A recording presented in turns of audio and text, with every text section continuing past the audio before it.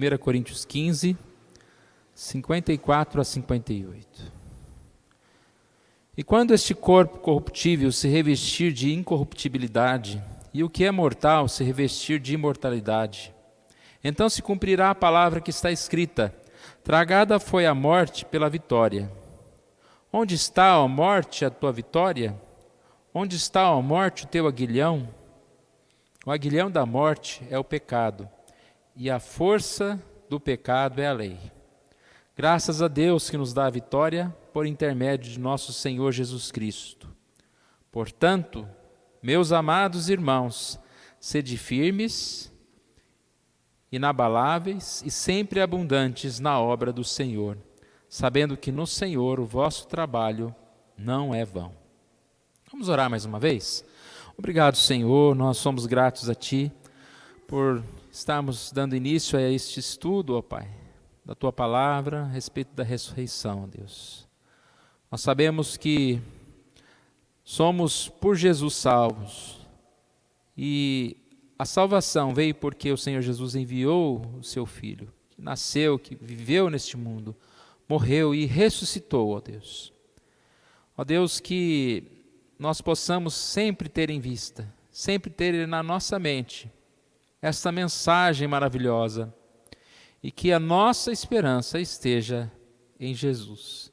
Que os nossos olhos estejam bem fitos, ó Pai, na Tua palavra e na fé, ó Deus, em crermos na ressurreição.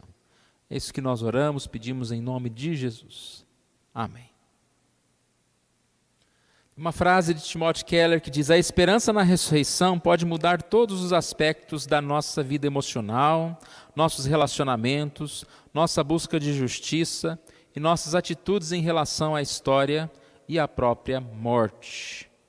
Então é um tema central que traz muita vida para nós, como toda a palavra de Deus. Mas quando nós estudamos este tema, nós estamos estudando exatamente sobre a vida, como essa vida se transforma, né? Como nós podemos tomar posse dessa vida, dessa ressurreição. Falar sobre a ressurreição de Jesus é falar sobre a nossa ressurreição, sobre essa possibilidade de ter vida, vida eterna. E assim já nós podemos experimentar este tema nas nossas vidas. Quero começar com uma ilustração que eu acredito que ela é conhecida por muitos, mas ela traz uma ideia muito clara sobre como deve ser a vida. Falando a respeito de duas crianças que trabalhavam construindo um castelo de areia e com muitas torres, passarelas, passagens internas, quase estavam terminando aquele projeto, digamos assim, maravilhoso, veio uma onda enorme e derrubou tudo. Para a surpresa de muitos, essas crianças continuaram correndo, rindo e começaram outro castelo, um pouquinho mais para trás, né, para a água não derrubar. E aí você vê essa história, né, e alguém escreveu sobre ela dizendo o seguinte: fizeram isso pois os castelos faziam parte da sua vida, mas o que sustentava a alegria daquelas crianças era saber que no final do dia iriam para a casa de seus pais e ali teriam abrigo. E aí eu acredito que todos nós já podemos fazer uma aplicação pessoal, né? Nós somos como essas crianças que constroem castelinhos de areia molhada. Nossa vida e tudo o que nós compramos, tudo o que nós fazemos, são como castelos frágeis de areia, que de um momento para outro desabam. Mas isso não é motivo de nós desistirmos, de nós nos entristecermos, quando nós sabemos que cedo ou tarde Jesus virá para nos buscar. E nós temos para onde voltar. Aquelas crianças não estavam tristes porque perderam um castelo, porque elas sabiam que o mais importante é que no final da tarde elas tinham para onde voltar, para a casa do Pai. E nós vivemos nesse mundo. Aconteça o que acontecer, construindo nos alegramos, quando os castelos são derrubados, continuamos em paz, porque nós sabemos para onde nós vamos voltar. Nós sabemos e temos a certeza da vitória. O versículo 54 de 1 Coríntios 15 diz: quando esse corpo corruptível se revestir da incorruptibilidade, e o que é mortal se revestir da imortalidade, então se cumprirá a palavra que está escrita: tragada foi a morte pela vitória. Irmãos, a ressurreição é algo tão sobrenatural que é difícil até da gente conseguir entender, memorizar. Ela está num dos impossíveis. Então, muitas pessoas creem na ressurreição. E nós que cremos, às vezes temos dificuldade de assimilar um pouquinho mais a respeito dela. E nós temos o que aprender a respeito disso. E como isso é importante para nós, para nos dar mais essa certeza de que nós sim vamos ressuscitar, de que a vitória não é da morte, que a vitória não é daquilo que nós estamos vendo como os problemas, como os castelos que caem. A vitória não é do mal, mas nós já temos a vitória garantida em Jesus. E quando Jesus ressuscitou e vai assunto aos céus, Ele já nos dá como que se fosse um experimento.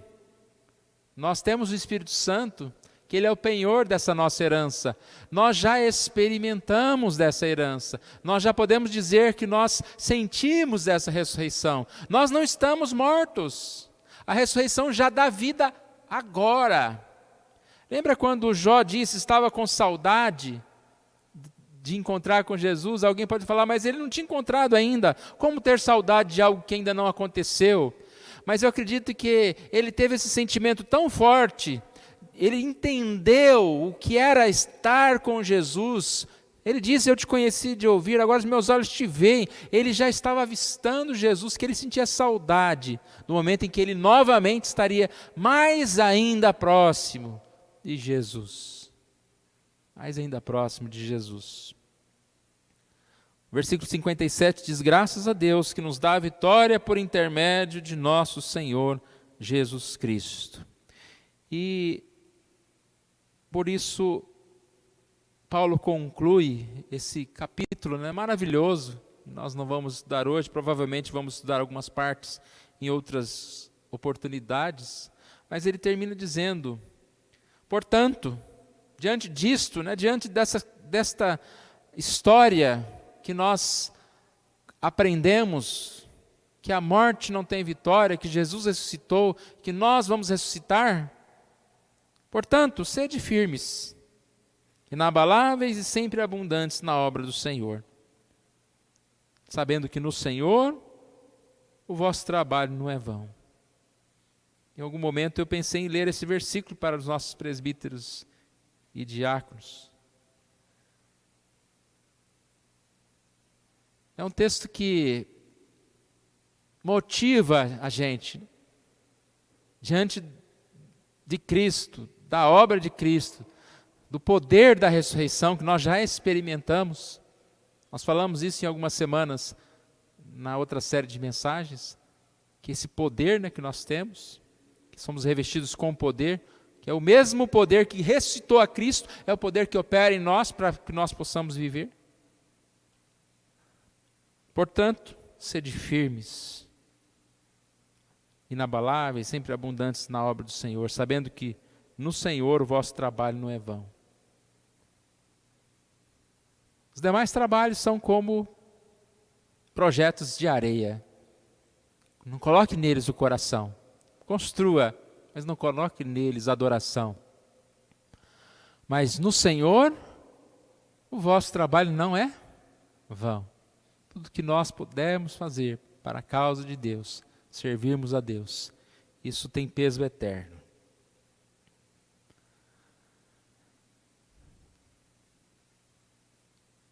A nossa mensagem, a mensagem da ressurreição, ela quer trazer para nós paz, alegria, tanto que tem uma palavra ali, né? É esperança e paz. Porque nós vivemos dias angustiosos, momentos de tristeza e depressão. Hoje cedo eu estava falando na escola dominical, uma das partes do livro que nós vamos, de certa forma, também estudar, paralelo aí com outras coisas. E Timothy Keller começa o livro falando que o homem sempre tenta resolver os problemas por si só. E tem literaturas que são até, digamos assim, triste da gente citar, né? Porque como passa pela cabeça de alguém isso? Um escritor falando que o homem não precisa de Deus, porque o homem já aprendeu a fazer as coisas, tem controle das coisas. Aí uma pessoa dessa, que acha que tem controle das coisas, se depara com uma pandemia. Aí ele fala, não, o homem não tem controle de nada. Então, por mais que se levantem orgulhosos, nós sabemos que nós dependemos sempre de Deus. Só que por não entregarmos, por não buscarmos a Deus como convém, às vezes nós vivemos diante dessas desesperanças, digamos assim, dessas dificuldades, dessa tristeza. Mas nos falta enxergar a presença de Deus nas nossas vidas. Em Lucas 24, lá de 13 a 35, tem uma passagem muito conhecida, os dois discípulos a caminho de Emaús. E se a gente tem problema, tem ansiedade, e às vezes a gente nomina essa ansiedade, né, como se fosse por causa dos problemas deste mundo. Imagine a situação desses dois discípulos que estavam tristes e chocados, porque Jesus havia morrido e não havia ressuscitado. Eles não sabiam que Jesus havia ressuscitado. Lucas 24, 21. Olha o que eles declararam. Ora, nós esperávamos que fosse Ele quem haveria de redimir a Israel. Mas, depois de tudo isso, e já o terceiro dia, desde que tais coisas sucederam. Eles estavam tristes, chocados pela cena, né? Como aconteceu uma coisa dessa? Porque alguém vai matar um homem honesto, um homem de amor? Mas chocados porque Jesus não havia ressuscitado. Ele falou que queria ressuscitar e não ressuscitou. O que acontece nessa cena, irmãos? Jesus estava andando com eles, estava ao lado deles, começa a conversar com eles.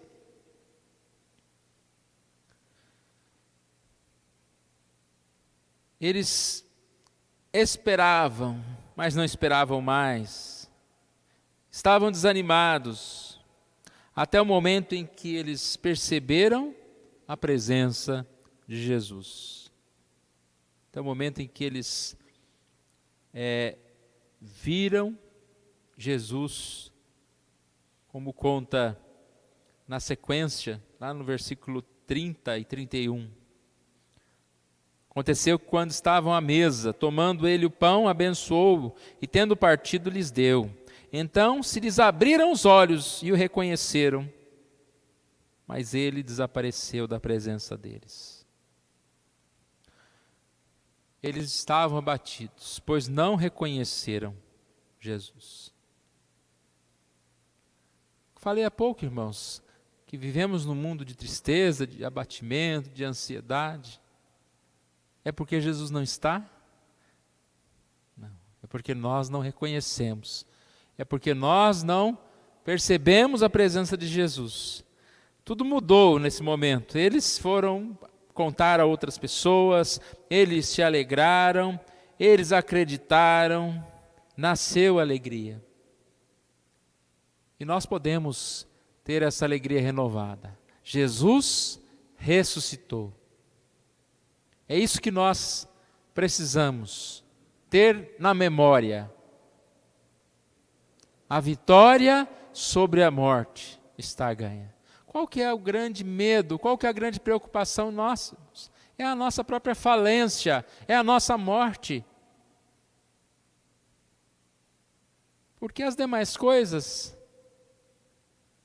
elas vão e vêm, mas nós sabemos que a nossa preocupação principal não está relacionada a perder alguma coisa aqui ou outra ali, mas no que isso pode acarretar em relação à nossa vida.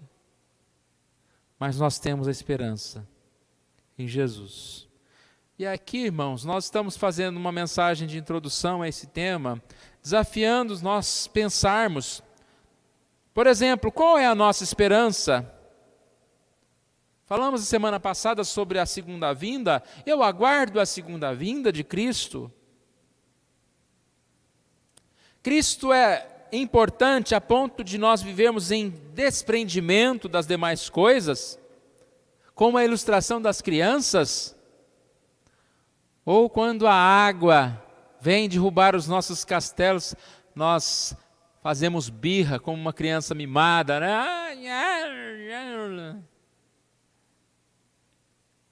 Como é bom, irmãos, a gente poder ter desprendimento das coisas, não se afetar com as más notícias, com as dificuldades que nós enfrentamos, não viver um mundo de ilusão. Eu falei há pouco daquele ateu que acha que o homem já pode sobreviver bem, mas sem Deus, né? Mas a gente às vezes tem uma visão tão como ele, no sentido de que parece que nós queremos resolver as coisas,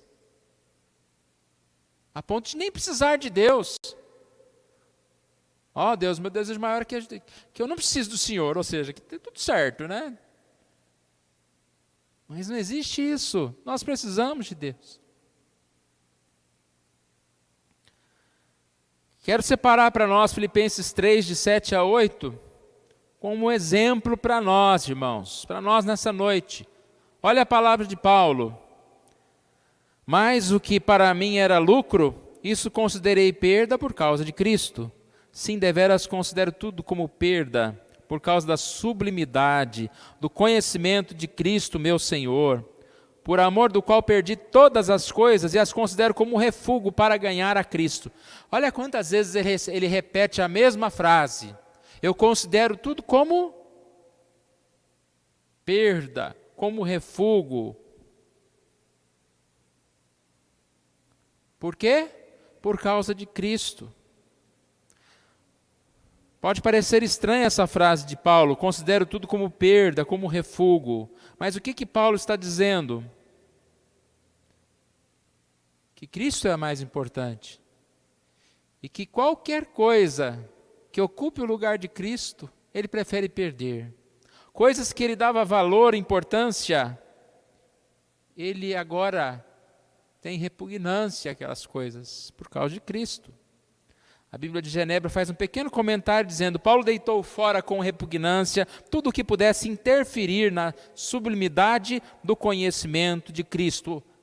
Traduzindo para a linguagem de hoje, eu não quero nada que possa me afastar de Cristo. Nada que possa atrapalhar a minha comunhão com Deus.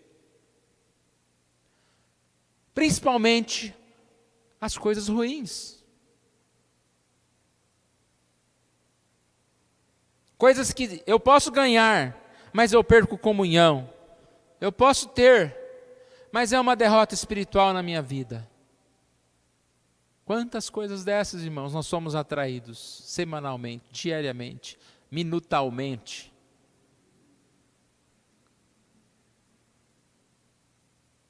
A nossa atenção, né, é difícil ficar ouvindo o pastor falar meia hora.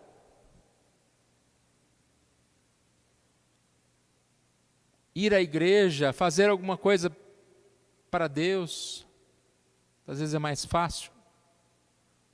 Guardar meu tempinho para alguma coisa que seja boa para mim.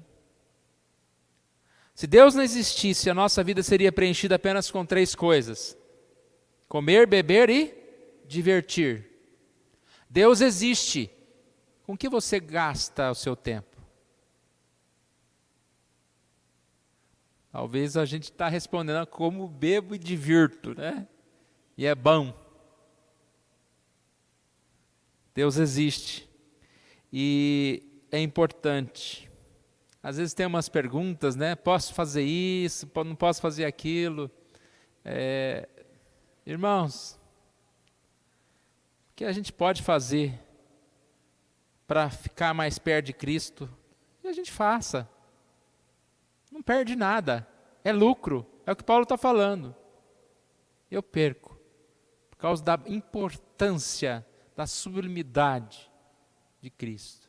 Um atleta que vai participar de uma competição, ele perde horas de sono, ele perde alimentação, que ele tem que fazer uma dieta, ele treina anos, porque é muito importante ganhar aquele prêmio, ser destaque. É importante.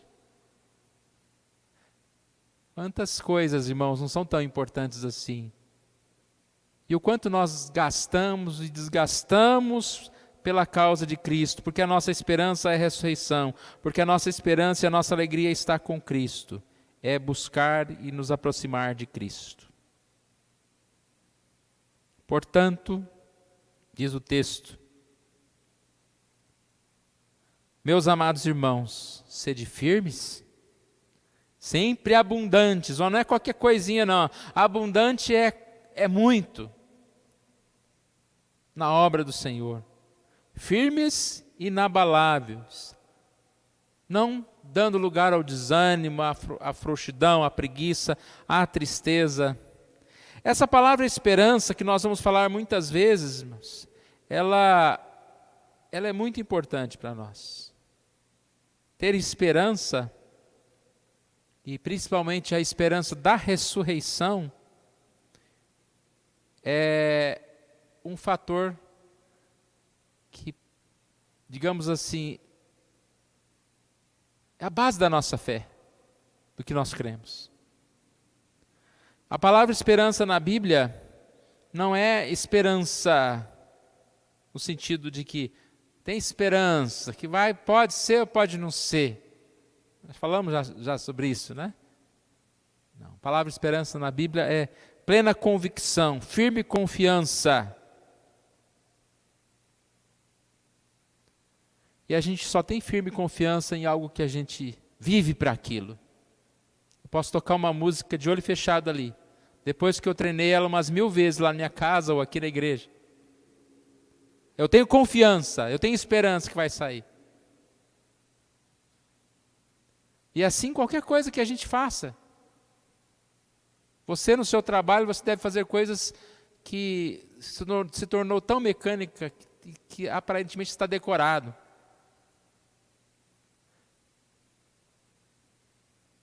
Quando você vai no médico, o médico não fica consultando o Google para te dar remédio, né? Aconteceu isso uma vez comigo. Eu falei, gente, o tempo do fim está chegando, né? Aí você vai no médico, o médico fala, estou com uma coceira aqui, deixa eu pesquisar no Google. Eu falei, gente, acabou o mundo, deixa eu ir embora. Que remédio que você toma? Deixa eu ver se é alergia desse remédio. Está acabando o mundo, mas Jesus não voltou ainda, né? Mas imagina o médico numa sala de cirurgia fazendo uma operação, sua barriga aberta. Espera um pouquinho. Olhar no manual. Corte esse fio aí da esquerda, né? Aí volta lá na sua barriga lá. Deus de misericórdia. Esse médico fez tantas vezes cirurgia. Ele participou como estagiário. Ele foi lá como assistente. A ponto dele ter muita facilidade daquilo. Ele sabe o que ele está fazendo. Um médico já fez mais de 40, 50, 60 cirurgias. Quando você está lá na mão, pode ficar tranquilo. Ele já fez isso, sabe os problemas que podem dar. Embora está tudo na mão de Deus. Mas o quanto nós somos movidos por essa esperança, confiança firme. Porque nós separamos tempo para buscar a Deus. Porque nós sabemos que nós temos um trabalho que não é vão.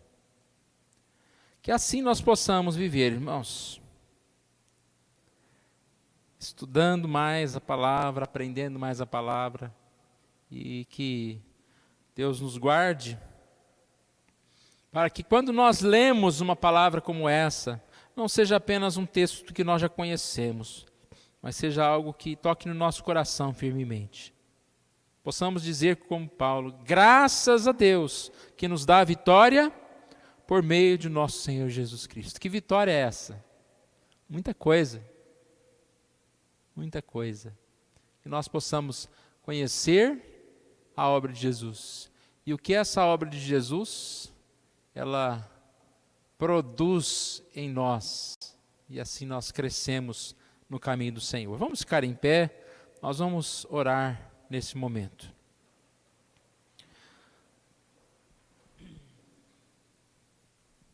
Deus querido, nós agradecemos a Ti, ó Deus, por esse dia que o Senhor nos deu e pela oportunidade de estar na Tua casa. Agradecemos a Ti, ó Deus, principalmente pelo alimento espiritual que nós podemos obter hoje, ó Deus, de estar com os irmãos, de cantar, de ler a Tua palavra, orar, e de nesse momento estudar, ó Deus, e juntos temos esse propósito de estudarmos por algumas semanas, ó Deus, estarmos olhando para Cristo, estarmos olhando para a Tua palavra, para a Tua mensagem, ó Deus. Que o Senhor Deus nos dê dias produtivos, ó Pai, para que nós possamos comemorar essa Páscoa de uma forma especial, sabendo realmente que este Cristo que ressuscitou, Deus, que Ele morreu na cruz por nós e que Ele ressuscitou para nos dar a vida, ó Deus. Obrigado, ó Pai, por esse momento, que o Senhor nos guarde. Nós oramos em nome de Jesus. Amém.